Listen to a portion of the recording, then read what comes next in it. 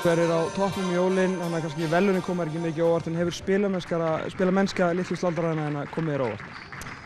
Nei, ég segi kannski ekki spilamennskan hafi komið mér óvart. Þetta eru, eins og maður þekkja þá er þetta náttúrulega duglega stelpur sem leggja mikið á sig, eru snöggar að hlaupa völli, miklu íþróttamenn og mikið fyrir að spila vörn. Þannig að maður vissi náttúrulega alltaf ef allt myndi smella hjá okkur í leikjum að þá myndum við hala inn stigum en að sjálfsögðu var maður kannski ekki með væntingar að við erum í efsta sæti jólin en það gleður mig bara að við skulum vera á þessum stað. Talandi varnarleik, að veit allir hvernig leikmaður þú varst, hversu gaman að sjá liðið spila svona vörn, þetta eru bara litlar þú. Já, þetta hefur óttur sagt mig.